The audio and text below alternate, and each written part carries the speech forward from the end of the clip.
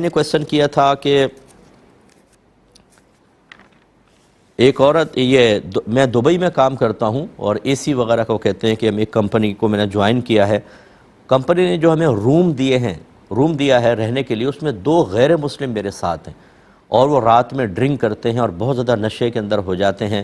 اور میری داڑھی ہے، میری ٹوپی ہے، میں ٹوپی پہنتا ہوں، نمازی آدمی ہوں، اور مجھے خوف یہ ہے کہ ایسا نہ ہو کبھی نشے میں مجھ پہ حملہ ہی کر دیں. تو کیا میں یہ جاب چھوڑ دوں؟ اور اگر میں یہ جاب چھوڑتا ہوں تو میرے لیے مسئلہ یہ ہے کہ میں گھر کا کفیل ہوں، گھر کا پورا کام میں ہی کرتا ہوں، یعنی روزی وغیرہ میرے ساتھ اللہ نے وابستہ کی ہے، تو کیا حکم شرع ہوگا؟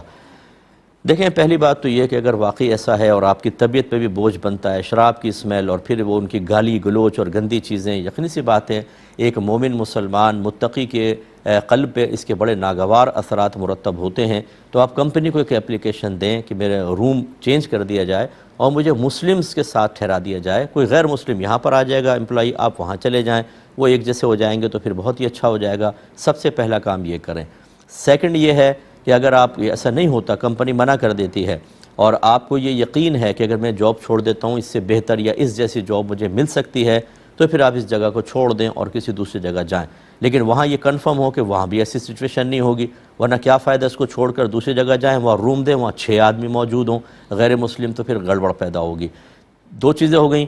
تیسری چیز یہ ہے کہ نہ کمپنی مان رہی ہے نہ کوئی دوسری جاب ملے گی، تو پھر آپ دل پہ پتھر رکھ کے جب تک آپ کی ضرورتیں اس کے ساتھ وابستہ ہیں، میں یہ مشورہ نہیں دوں گا کہ جذبات میں آ کے چھوڑ دیں.